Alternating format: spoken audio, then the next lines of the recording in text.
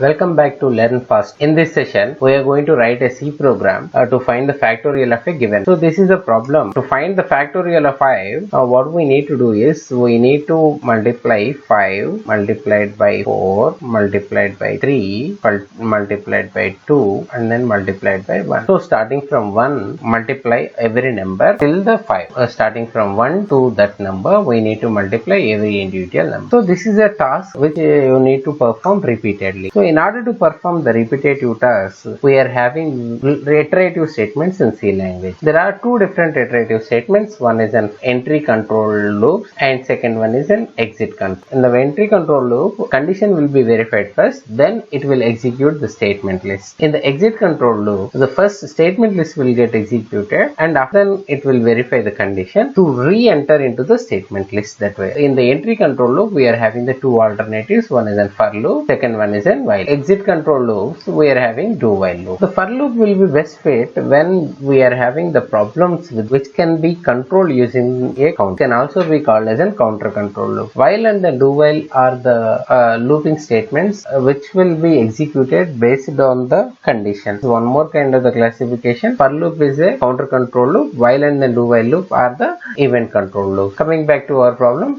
we need to find the factorial of the given number using the C language. For this problem, this is a counter control logic, so we are using the for loop program void main. I need to use one number int n and then to store the factorial fact. So now let us see what is the syntax of for loop. For initialization statement, so this is the syntax of the for loop. First it will execute the initialization statement, then it will go to the test condition, and if the test condition is true, then it will execute the store statement block. Then if the after completion of this block, then it will go to the increment statement, then it will come back to the test condition. This process will repeat till the test condition is true.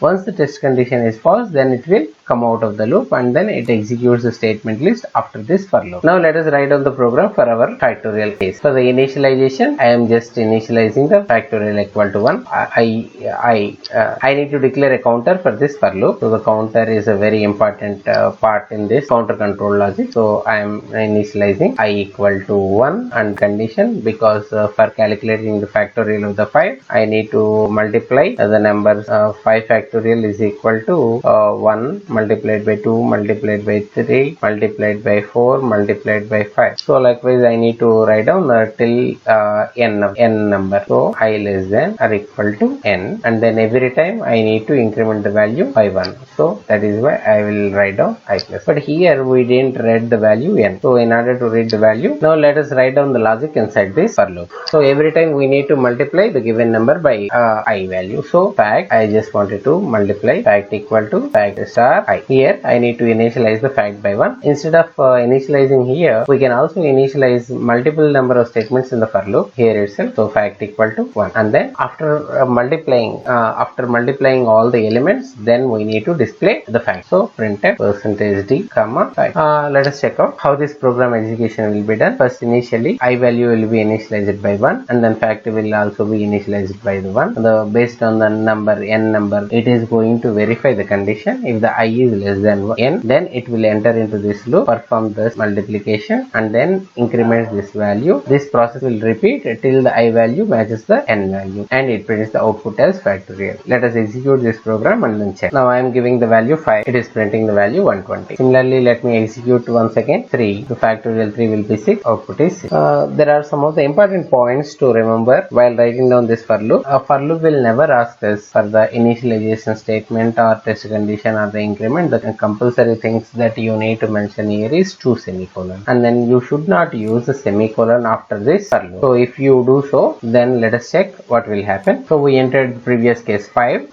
In the previous case we got the result value as 120, and but now it is only the 6. Why we are getting this? Because a for loop with the semicolon does mean that there are no statements to get executed, and this for loop will get terminated. It initialized by the 1 and increment till it reaches the value 5, because we enter the n value as in 5 here, and it comes out of, and then now fact is multiplied by the 6 value when the value is equal to 6. So now 1 into 6 is equal to 6. So factorial will be storing the value 6. That is why it is displaying the value 6. So you must be very much careful while you are giving the semicolon. And if you want to perform this process in the reverse reverse order, you can interchange the values for this I and then increment. Here you can mention this n I greater than or equal to 1, and then you need to mention I minus minus. So this is called as a decrementing loop. So let us execute the same program and then check whether it will execute or. So let me give the value as 5 and the output is 1. So this is about the for loop. Thank you for listening to this session.